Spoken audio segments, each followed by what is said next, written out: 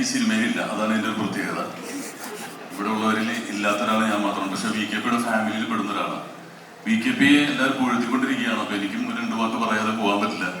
ഞാൻ അദ്ദേഹത്തിനെ പരിചയപ്പെടുന്നത് ഇന്ത്യൻ റുപ്പി എന്ന് പറയുന്ന സിനിമ ചെയ്തതിനു ശേഷമാണ്. എൻ്റെ ഗുരുനാഥനായിട്ടുള്ള രഞ്ജിത്ത് സാറുണ്ട് ഇവിടെ. അപ്പോൾ അവിടെ എന്ന് പറഞ്ഞിട്ടുണ്ടെങ്കിൽ പ്രാഞ്ചീകരണം ഇന്ത്യൻ റുപ്പിയിലെ കൺവെൻഷണൽ രീതിയിൽ, അതായത് ഗ്രാമറൊക്കെ വെച്ചിട്ട് വളരെ പെർഫെക്ഷനോട് കൂടിയുള്ള ഒരു ഇൻസ്റ്റിറ്റ്യൂട്ട് ആയിരുന്നു. കൃത്യമായിട്ട് സ്ക്രിപ്റ്റ് വരിക, അത് പപ്പേട്ടനാണത് അസോസിയേറ്റഡ് ഉള്ളത്, ഒരു വാക്ക് പോലും മാറാതെ അത്രയ്ക്ക് നല്ലൊരു ഇൻസ്റ്റിറ്റ്യൂട്ടിന്റെ ഒരു പഠന രീതിയിലൂടെ കഴിഞ്ഞതിന് ശേഷം ഞാൻ ഇതിലേക്ക് ക്ഷണിക്കുന്നത് നെഗറ്റീവ് റോളിലാണ്. അനൂപ് മേനോനും ജയസൂര്യയും കൂടി VKP എടുത്ത് പറഞ്ഞിട്ട് ഞാൻ അങ്ങനെ വരുന്നു. അപ്പൊ ഞാൻ ആദ്യത്തുള്ളൊരു തറവാട്ടിൽ നിന്നാണ് വരുന്നത്. ഇവിടെ വന്നപ്പോൾ തന്നെ ഞാൻ ചോദിച്ചു, സ്ക്രിപ്റ്റ് എവിടെ? അത് മറ്റേ അവിടെ നിന്ന് എഴുതണ്ട, അടിപൊളി അതൊക്കെ ശരിയാകുമോ, നീ വായിത്തോ നീ പറഞ്ഞു എന്ന് പറഞ്ഞു. ഞാൻ പറഞ്ഞേ അപ്പൊ എങ്ങനെ പറയും? ഇവിടെ 3 ക്യാമറ ഉണ്ടോ? കുഴപ്പമൊന്നുമില്ല. കാരണം ഞാൻ ഇന്റർവ്യൂ ചെയ്യുമ്പോൾ ഫിലിമിലാണ് ചെയ്യുന്നത്. ഒരു തവണ തെറ്റിക്കഴിഞ്ഞാൽ 13,000 രൂപ പോകുന്നുള്ള ടെൻഷനുണ്ട്. തിലകൻ ചേട്ടൻ, പൃഥ്വിരാജ്, രഞ്ജിത്ത് സാറ്, S കുമാർ പുലികളുടെ നടുക്കാണ് വരുന്നത്. ഞാൻ ഈ സെമിനാരിൽ പഠിക്കുന്ന ആള് ലീവിന് വന്ന പോലെ പോയി. കാരണം വളരെ ഫ്രീഡം. ഇവിടെ വന്നു കഴിഞ്ഞിട്ട് ഒരു 3 ക്യാമറ വെച്ചിട്ട് തോന്നിയ പോലെ പറഞ്ഞോളാൻ പറഞ്ഞു. അപ്പൊ ഷോട്ട് എടുത്തു കഴിഞ്ഞപ്പോ ബിന്ദാസ് പറഞ്ഞു. ഞാൻ വിചാരിച്ചു ബിന്ദാസാണ് ക്യാമറമാൻ, എനിക്കറിയാം. അപ്പൊ മോണ്ടി ജോണാണ്. പക്ഷെ എന്താണ് ഈ ബിന്ദാസ് പറയണമെന്ന് എന്താണ് മനസ്സിലായില്ല. കട്ടല്ല പറയുന്നത്.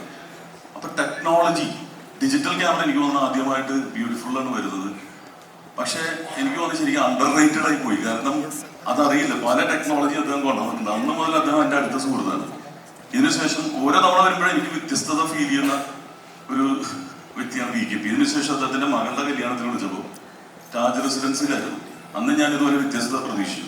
കല്യാണം കഴിഞ്ഞ് പോയപ്പോൾ എനിക്ക് തോന്നുന്നു അന്ന് ആദ്യമായിട്ടാണ് അങ്ങനെ ഒരു സിസ്റ്റം തന്നെ കൊണ്ടുവന്നത്. ഒരു ചെടി എനിക്ക് തോന്നുന്നു ഓർമ്മയില്ല. ഒരു സായിപ്പ് ഉണ്ടായിരുന്നു താജ് റെസിഡൻസിൽ. അപ്പൊ എന്താന്ന് ചോദിച്ചു, ഈ ചെടി ഈസി നേച്ചർ ലവർ എന്ന് പറഞ്ഞു. ഞാൻ പറഞ്ഞാൽ പുള്ളിക്ക് മനസ്സിലാവില്ല, പുള്ളി പറഞ്ഞാൽ എനിക്ക് മനസ്സിലാവില്ല. ഞാൻ പറഞ്ഞ പുള്ളി പ്രകൃതി സ്നേഹി തന്നെയാണ്. പുള്ളിയുടെ ഡോക്യുമെന്ററി എടുക്കാനാണ് വന്നത്. അപ്പൊ പുള്ളി അയർലൻഡിൽ നിന്നാണ് വന്നേക്കണം. പുള്ളി എന്ന് പറഞ്ഞു, ഒരാളെ വിളിച്ചിട്ട് ഡിന്നർ കൊടുത്തിട്ട് ചെടി വിതരണം ചെയ്യുന്ന പരിപാടി ആദ്യമായിട്ട് കാണുകയാണ്. ഇത്രയും നല്ലൊരു മനുഷ്യനെ നമ്മൾ കണ്ടിട്ടില്ല. എനിക്ക് തോന്നുന്നു ആ ഡോക്യുമെന്ററിക്ക് അയർലൻഡിൽ സമ്മാനം കിട്ടിയെന്ന് തോന്നുന്നത്. ഈ ചെടി എല്ലാ ദിവസവും എൻ്റെ മുറ്റത്ത് അത് നിൽപ്പുണ്ട്. കാരണം ഇത് കാട് പിടിക്കുന്ന പോലെയാണ് വളരുന്നത്. VKPയുടെ പോലെ തന്നെയാണ്. വളവും വേണ്ട വെള്ളവും വേണ്ട, വളർന്നുകൊണ്ടേ അത് കട്ട് ചെയ്ത് നിർത്തണം. VKP എങ്ങനെ വളർന്നുകൊണ്ടിരിക്കുകയാണ്.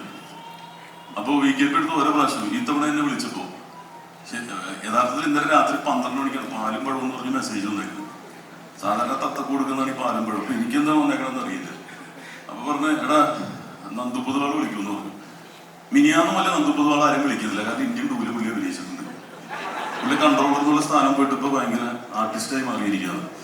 പുള്ളി വിളിക്കില്ല. എന്നിട്ട് VKP തന്നെ നേരിട്ട് വിളിച്ചു. എനിക്ക് വരാതിരിക്കാൻ സാധിക്കില്ല. എന്തായാലും ഈ പാലും പഴവിലും അദ്ദേഹത്തിന്റെ ഒരു വ്യത്യസ്തത ഉണ്ടാവും എന്നുള്ളതിൽ ഉറപ്പാണ്. അതിന് യാതൊരു സംശയമില്ല. എൻ്റെ ഗുരുനാഥന്മാരാണ് ഇവിടെ ഇരിക്കുന്നത്. ജോഷി സാർ. ഇപ്പൊ ഞാൻ ജോഷി സാറിന്റെ സ്കൂളിലാണ് പഠിച്ചുകൊണ്ടിരിക്കുന്നത്. മറ്റൊന്നുമല്ല, ബ്യൂട്ടിഫുൾ എന്ന് പറയുന്ന സിനിമയിലെ വില്ലൻ ചെയ്തിട്ട് എനിക്ക് ഏറ്റവും ബ്രൂട്ടലായിട്ടുള്ളൊരു വില്ലൻ എന്ന് പറയുന്നത് ആന്റണിയിലാണ്.